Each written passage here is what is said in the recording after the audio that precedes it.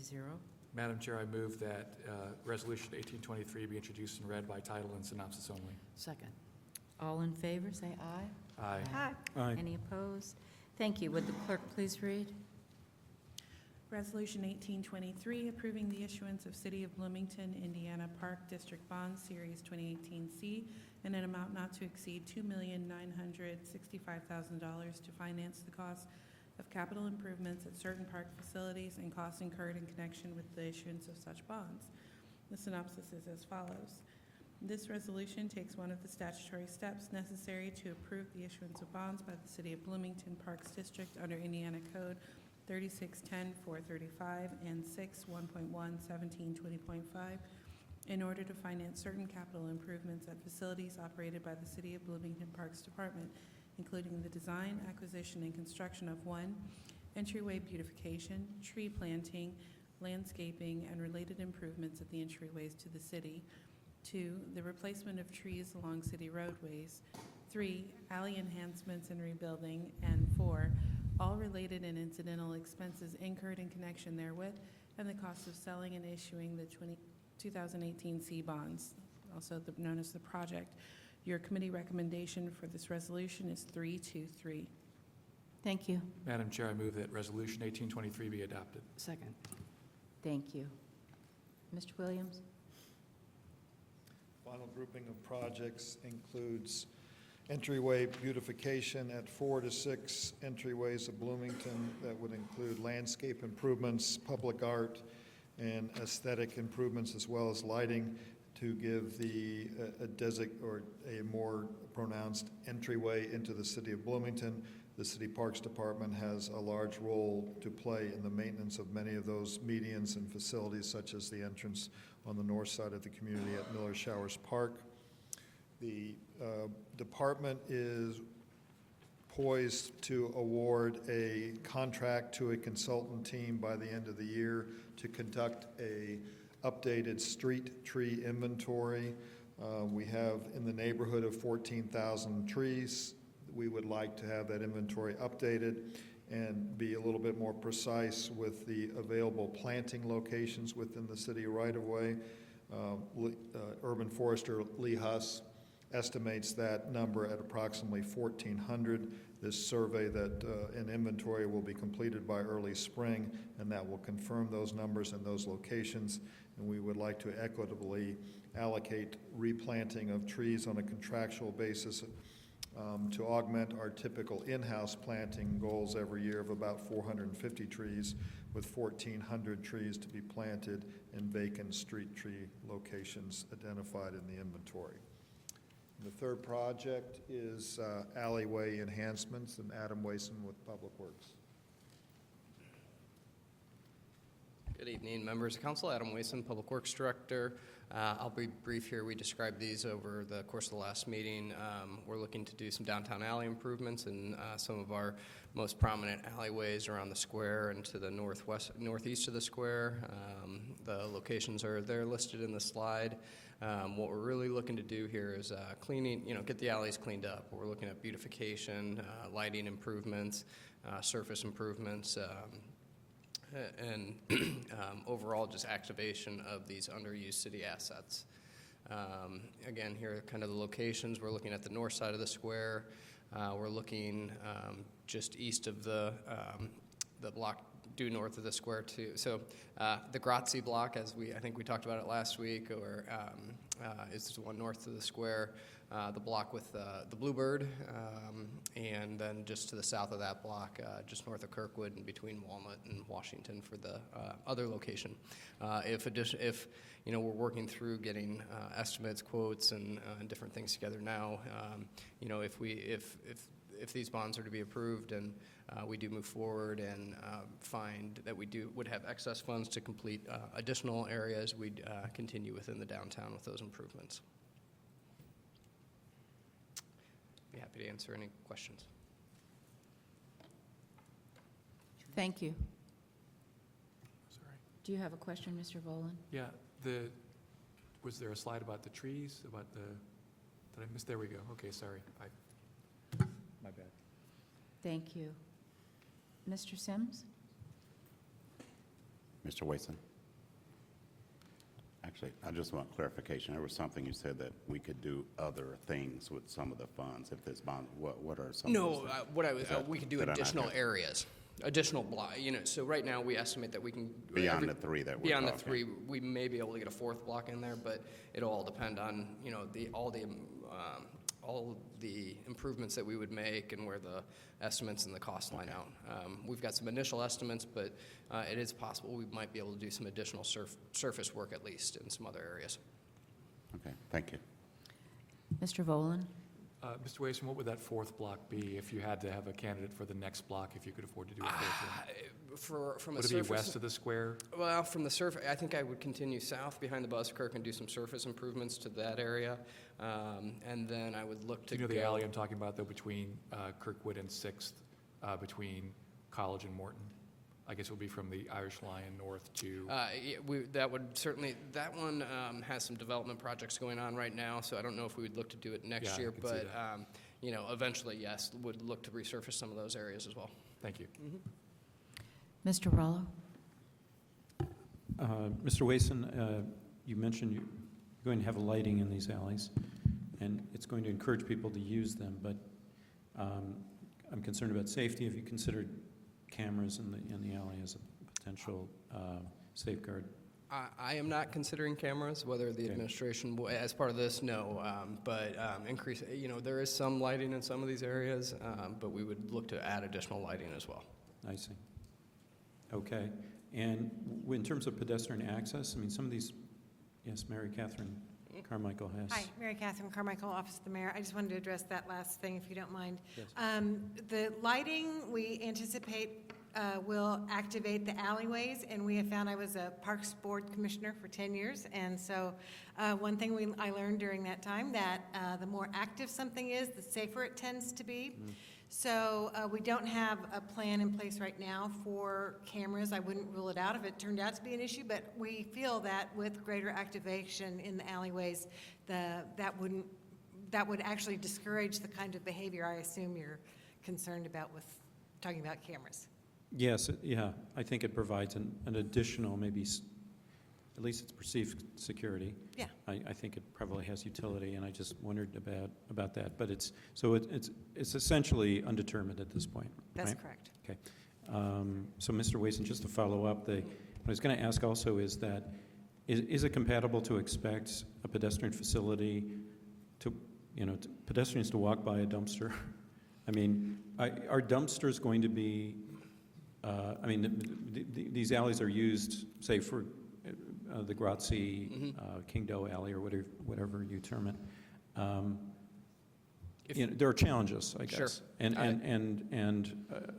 how does that mix work? Can you Yes. find other places for dumpsters, maybe? It's difficult in these areas, but the one thing I can say is that the condition of some of the downtown alleys today or after a long weekend, we're addressing those issues on a regular basis right now. One thing I'm looking to get back to, especially in these downtown alleys, and in speaking with these business owners over the last several months and several years, but particularly over the last couple months, is that when we see conditions that warrant a fine from hand right now, if those types of conditions were to continue after we make improvements to the alley, we would no longer allow these businesses to utilize the alley for the dumpsters or for their trash receptacles. Certainly something we're enforcing more heavily right now and would continue to do so in an even heavier-handed way once the improvements would be made. But yes, there's not many other locations. I'd love to do more shared trash facilities in the downtown. They're just very difficult to get that type of coordination and amongst the business owners. Okay, you're on top of it, I can tell. Yeah, sorry, I've been involved in this, so I'm going to add one other thing if you'll Sure. indulge me. Thanks. Please. I think the idea, too, is to work cooperatively with those business owners, and we think that there are some opportunities for some cooperative ventures along those lines that might be able to decrease the overall number needed. And so we really want to look at what's new in that industry and see if we can't come up with some more innovative solutions to those problems. Yeah, great, thank you. Thank you. Mr. Sturbaum? Yeah, this is for Mr. Wason. I think a link could be made between downtown restrooms and the smell of these alleys downtown. I mean, there is a use of these alleys that we would rather not have, and I think even simple portables would be preferable to what we're experiencing in those alleys. So that was one of my impressions when I took the tour. So I think there's a clear link, and we should address that problem at the same time. I'll allow Mary Catherine to. Yeah, I get the best topics. Yeah, the administration agrees with you, Councilmember Sturbaum, and that is high on our list of things to pursue. We agree that we need to have public restrooms of some sort that eliminate the odor that you are referring to and provide a safe and reasonable place for people to relieve themselves. I think that'd be great. Thank you. So as part of this bond? I'm not sure. I don't think we put it in this bond necessarily, but we certainly have other funding sources available to do this and are committed to doing that. When? You know, the sooner the better from my perspective, so that's the way we're looking at it. But again, you know, we've got to find a location still. We're still trying to kind of hash out which model, which type of thing is the best, and we'll probably want to involve you guys in that discussion too. Thank you. Yeah, I just restate the link. I think maybe those could happen together and be understood together. So we should think about the timing and Yeah, that's fair. that it really does impact the alleys, all joking aside. Yeah. Thanks. Ms. Piedmont-Smith? Yeah, I have a question for Mr. Williams about the entryway projects. So that's $1.25 million. That's a lot of money. So I'm just wondering what you all have in mind for the entryways, how much per entryway? Do you have any further details? We do not have, we have not assigned budgets or even determined all the final locations. We see 4 to 6 locations, obvious north, south, east, and west. Miller Showers would certainly be one of them, but we have not allocated that budget towards any specific location. Just conceptually, we know what improvements we would like to make, and we would like to have a visually striking entryway to Bloomington as the overall goal. So how did you come up with the $1.25 million? Well, I would defer to Mr. Underwood on that.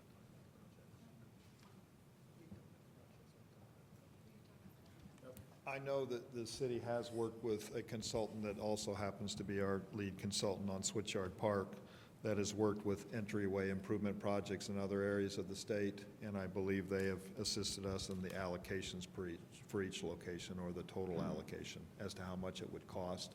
There's a precedent picture in the upper right or bottom right-hand corner, 2 examples, both of which were done by our consultant Rundell. So public art would certainly have a component part of the entryways. Landscaping, lighting, just visually striking entrances is what we're after. Okay, did any other staff want to add something? Yeah, I would just say, I grew up in Kokomo, Indiana. I don't know if you guys are familiar with Kokomo at all, but as you go up, so I guess it's State Road 31, you'd know you were in Kokomo when you saw the great big gas tower. That was, and then when you were leaving, you'd watch your rearview mirror until the gas tower disappeared from view. So in a weird way, that gave people who lived in Kokomo, Indiana, a real sense of place. You knew you were back from vacation when the gas tower was in view. So while we're certainly not proposing something as crazy as a gas tower, we are proposing that we come up with a design that will present that sense of place, that sense that I'm back or I've arrived.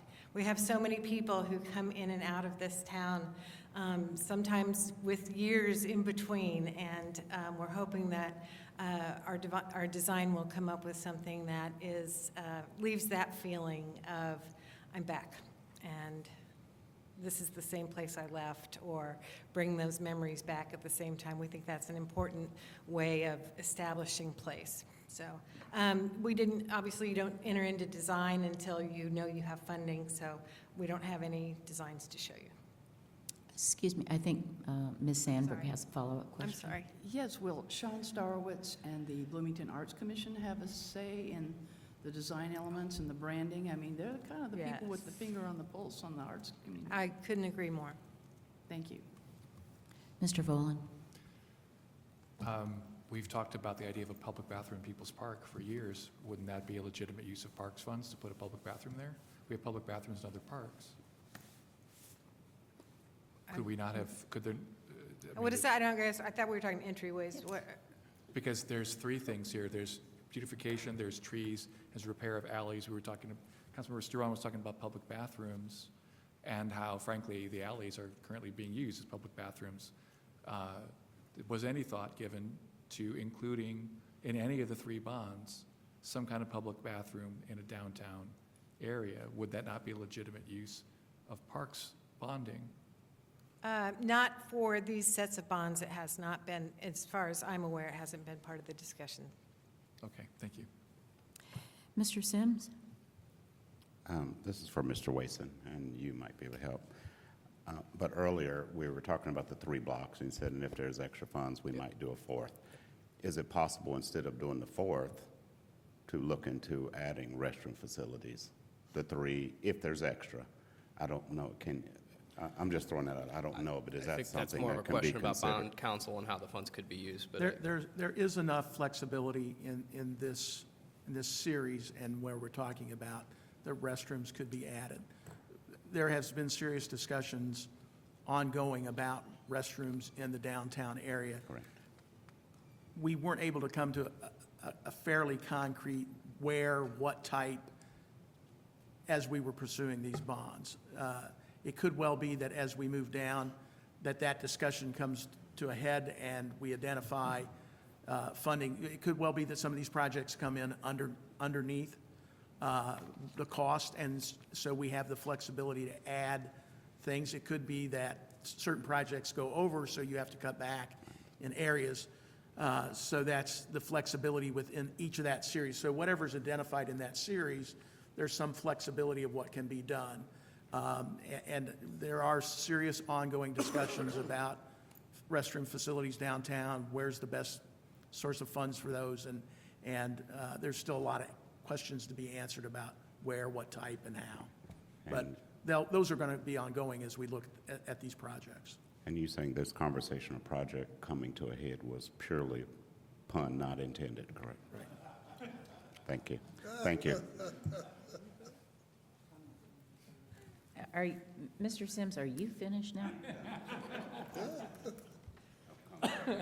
Mr. Ruff? This question probably for Mr. Williams, because it relates to the tree plantings. So I'm going to assume, correct me if I'm wrong in this assumption, I'm going to assume that there are more potential tree location needs than are going to be able to be addressed even with this. So what system will be used to decide where they go?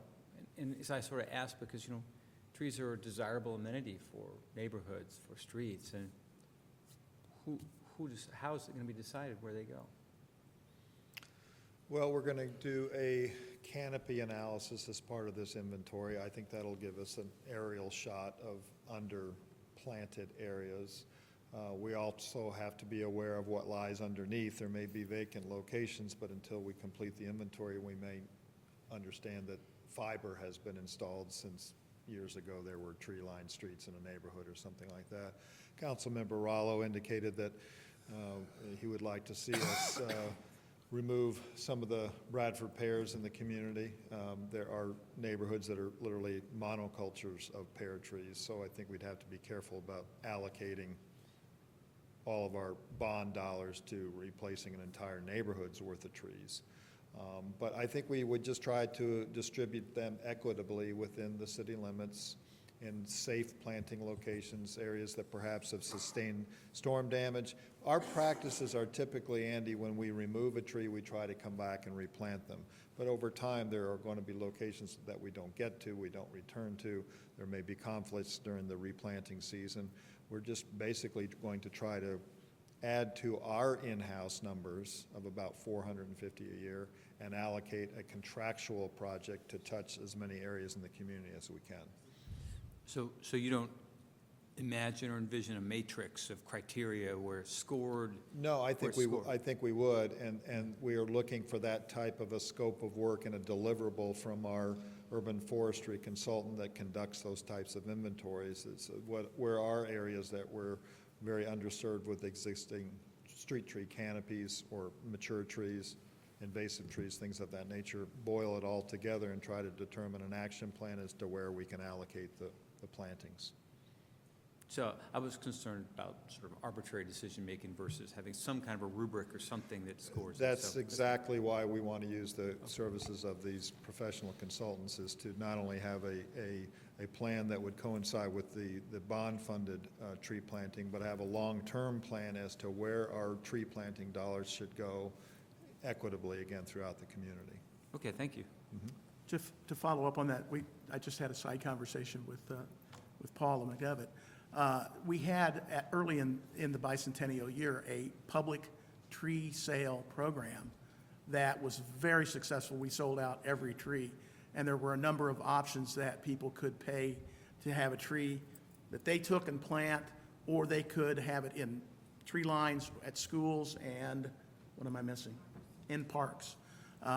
We see no reason why that we couldn't do one more of those, and we think it would be very successful. And that will help us address some of that gap between what we can do with this particular bond and what else is out there.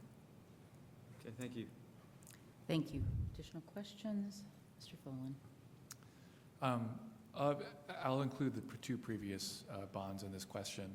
Of everything tonight, particularly here, which of these projects you're asking us to do will require additional approval from council, if any, of site design or details, or are they all basically, because you don't have some details of some projects yet. Will anything have to come back before us? I'm not aware of any of the projects in these series that would need to come back to council because of we would be asking for a variance or something other. You can. Yeah, that's a possibility. I mean, I think technically or legally, if you will, we might not be obligated to do that, but I think certainly we want to do this. This is, especially I'm thinking in terms of the Greenway project, or the Gateway, sorry, Slate, the Gateway project. I think that it's only fair that, again, I'm again thinking really long-term, because it's a bicentennial project, we want to think long-term, so I think it would be appropriate to have lots of voices at the table. Well, but the 7th Street Greenway, won't that require some kind of approval from council, the final design? Yeah, I would think so. Okay, so there's at least that one. I would think so. I'm sorry, I was Yeah, no, I know. concentrating on these. I'd asked about all three. How about the loop around Griffey? Will that also require some kind of council? Mr. Williams, do you? I would think the approvals we would seek would be for our park board and probably the utility service board, who still owns the Griffey property. Okay, thanks very much. Seeing no more questions, we're going to go to public for comment on Resolution 18-23. Is there any public comment, questions? Seeing none, we'll come back to council for final comment. Mr. Rollo? I'll start.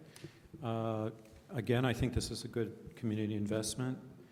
I see this as a legacy project, the gateways, the sense of place,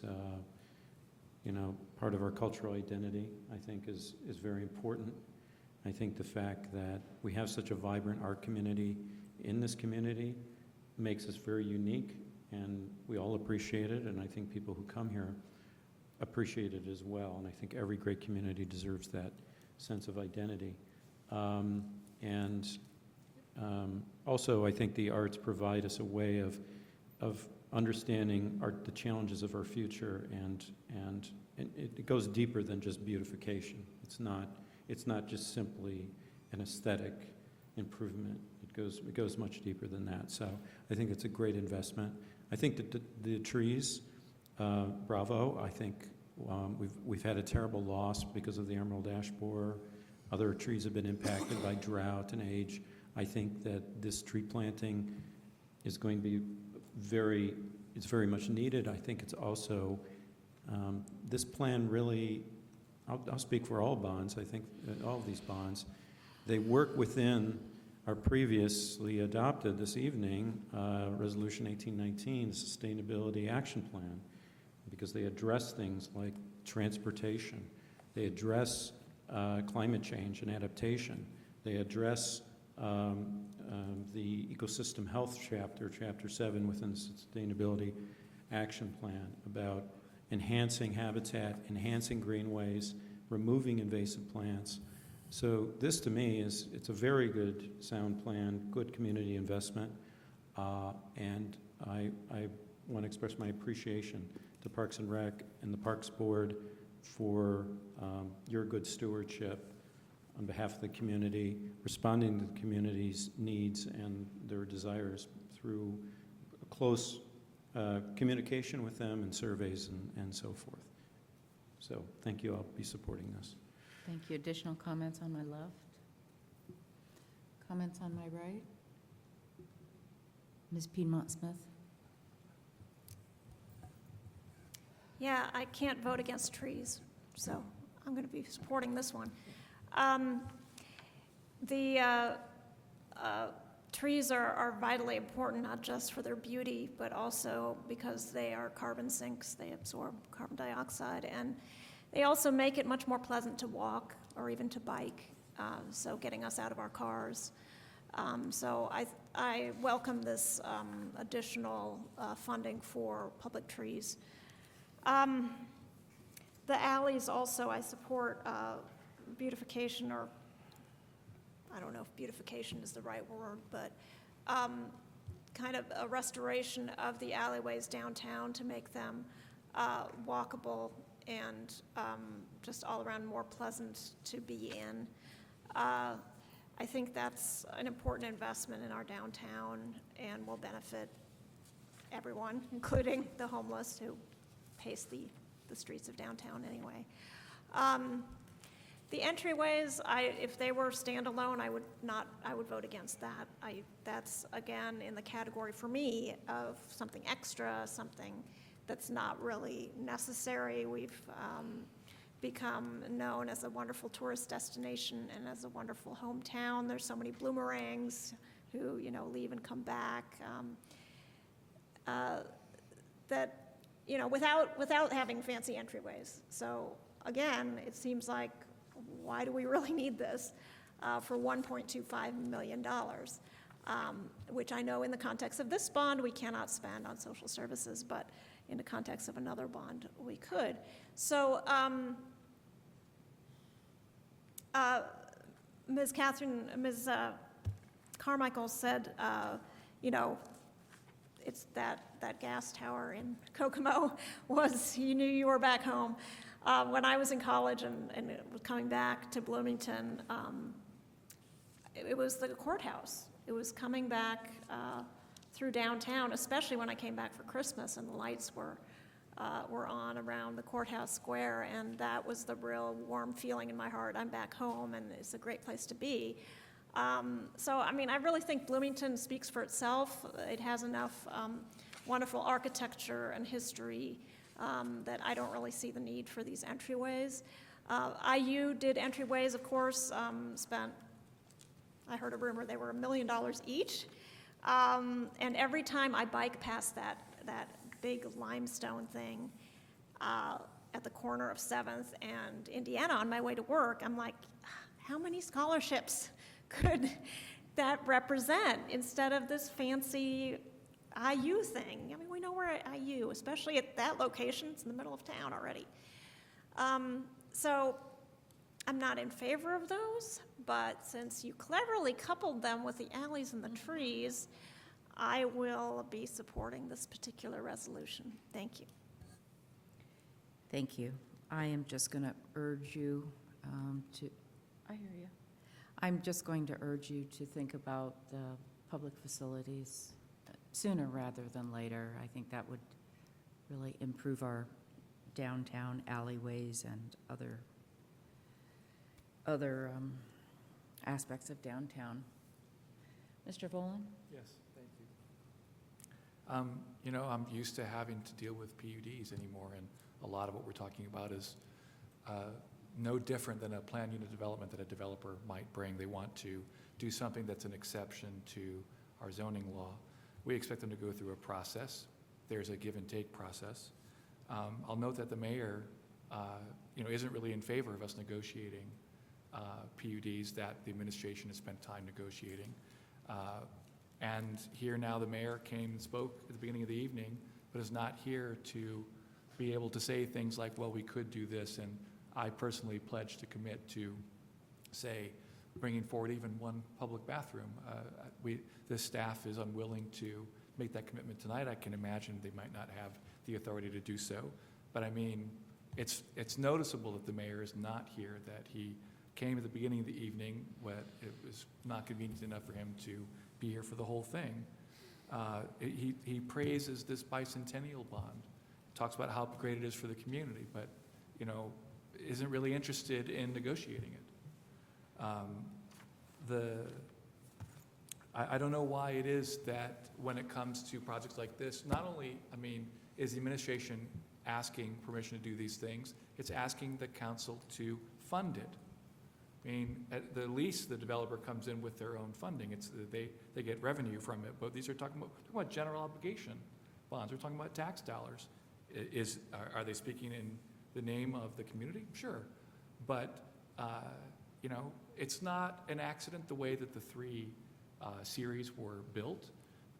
I should have had more presence of mind to break them up and to move to put the things that I could support into the one that I could vote for. The alleys are absolutely a District 6 thing. I lived near one of those alleys. It's a mess. It's been needed to be fixed for ages. It'll be a great asset to it, but I feel, I supported the first series, and I just, because I feel so strongly about the inability of the administration to commit to even something that's not economic development or recreation, is a real disappointment. So I, with great regret, will not support this. And I would urge everyone, at least my colleagues here, to think twice about how things are structured and what authority we have to change them. The answer is we have the authority to make these changes. There wasn't the political will here tonight to do that, which is disappointing, because it sounds like there are a lot of people here on this dais who believe that there should have been amendments to this series of bonds. I don't think everyone thought every part of it was perfect. But if it's a foregone conclusion that we're going to support whatever Parks brings us, I think that we're making a mistake thinking about things separately, things in silos. We should be thinking about things more holistically, even though the sources of funding themselves are in silos. So disappointedly, I'm going to have to say no to this, even though the alleys alone were the single most important thing in my district. I've already supported the 7th Street Greenway. Thank you. Thank you. Do you want Call the question. Oh, we had a couple I have a comments down comment. here. to? Oh, sorry. Mr. Sturbaum. Yeah, I didn't get the memo about wearing antennae, but I'm just going to take this opportunity to thank the Parks Department. And I'm glad you found a way to finally bring these things to fruition. And I'm glad that it seems there's going to be some support for these after all. And we will get to those other serious issues. This is celebrated, and it's a celebration of sorts, and we will see it for years and years and years and years. And I'm going to support this too. Thanks. Thank you. Mr. Ruff. I just want to quickly concur with Councilmember Piedmont-Smith about the gateways. That's the one I have the least enthusiasm for, and I share some of her feelings about the IU, the university ones too. That's all. Thank you. Thank you. Mr. Volan. Mr. Sturbaum, it's Halloween. Did you have to make a personal comment? Honestly, it's Halloween. I was Thank you. jealous.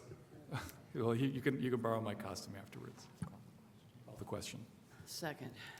Thank you. Would the clerk please call the roll on Resolution 18-23? Yes, Councilmember Sims, Yes. Rallo, Yes. Ruff, Yes. Sturbaum, Yes. Piedmont-Smith, Yes. Granger, Yes. Volan, No. I'm sorry, No. Sandberg. Yes. Thank you. 7-1-0. Thank you. That takes us into legislation for first reading. Madam Chair, I move that ordinance 1821 be introduced and read by title and synopsis only. Second. Second.